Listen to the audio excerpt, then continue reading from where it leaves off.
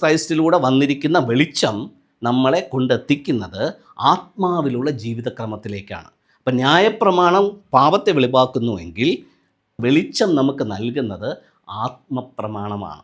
ആത്മപ്രമാണം നമുക്ക് ശരിക്കും ആത്മാവിൻ്റെ നിറവ് നൽകും, ദൈവാത്മാവിൻ്റെ നിറവ് നൽകും. ആ ദൈവാത്മാവിൻ്റെ നിറവ് ലഭിച്ച ഒരു വ്യക്തിക്ക് മാത്രമേ, ആ വെളിച്ചം ലഭിച്ച ഒരു വ്യക്തിക്ക് മാത്രമേ ഏതിനെ സ്വായത്തമാക്കാൻ പറ്റുള്ളൂ? ജീവൻ അഥവാ നിത്യജീവനെ സ്വായത്തമാക്കാൻ പറ്റൂ. ഇത് മരിച്ചിട്ട് വേറെ എവിടെയെങ്കിലും പോയിട്ട് കിട്ടുന്ന കാര്യമല്ല. ഈ മരിച്ചിട്ട് എന്ന് പറയുന്നത് ന്യായപ്രമാണ സംബന്ധമായ മരണമാണ്. അതല്ലാതെ ഭൗതിക ജീവിതത്തിനകത്ത് ഈ ശരീരം മരിച്ചിട്ട് മറ്റേതോ ഒരു സ്ഥലത്ത് പോയിട്ട് പ്രാപിക്കേണ്ടതല്ല ഈ നിത്യജീവൻ. അങ്ങ് വേറെവിടെയോ പോകുമ്പോഴത്തേക്ക് വരിവരിയായി നിർത്തിയിട്ട് നീ ഇപ്പുറത്ത് നിൽക്ക്, നീ ഇപ്പുറത്ത് നിൽക്ക്, നരകവിധി, ന്യായവിധി, വെളിച്ചത്തിൻ്റെ വിധി എന്നൊക്കെ പറഞ്ഞുള്ള പരിപാടിയല്ല ഇത്. ഇത് ഓൾറെഡി സംഭവിച്ചു കഴിഞ്ഞതാണ്. സോ ഈ ഒരു പ്രോസസ്സിനെ, ആ വെളിച്ചത്തെ സ്വീകരിച്ച് ജീസസിൻ്റെ ലൈഫിലൂടെ ഡെമോൺസ്ട്രേറ്റ് ചെയ്ത കാര്യം, അപ്പോസ്തലന്മാരുടെ ലൈഫിനകത്തൂടെ ഡെമോൺസ്ട്രേറ്റ് ചെയ്ത കാര്യം ആർക്ക് വേണ്ടിയായിരുന്നു? അബ്രഹാമിൽ തുടങ്ങിയ ആ ലോക വ്യവസ്ഥയിൽ ജീവിക്കുന്ന മനുഷ്യർക്ക് വേണ്ടിയിട്ടായിരുന്നു. Is that clear?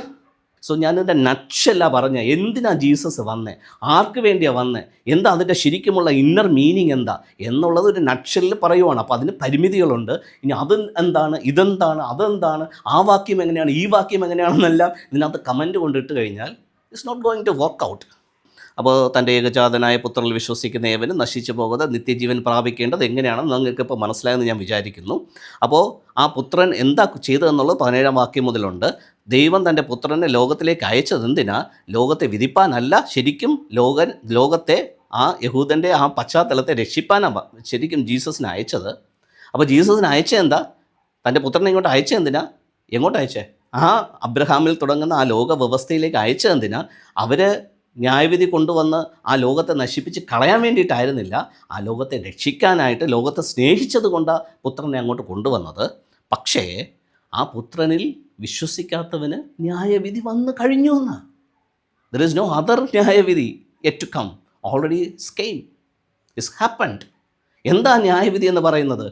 വെളിച്ചത്തെ അയച്ചിട്ട് ആ വെളിച്ചത്തെ സ്വീകരിക്കാതെ വീണ്ടും ന്യായപ്രമാണം എന്ന് പറയുന്ന ആ ഇരുട്ടിൻ്റെ അകത്ത് കിടക്കുന്ന ആ അവസ്ഥയാണ് ശരിക്കും ന്യായവിധി എന്ന് പറയുന്നത്. ഫൈൻ.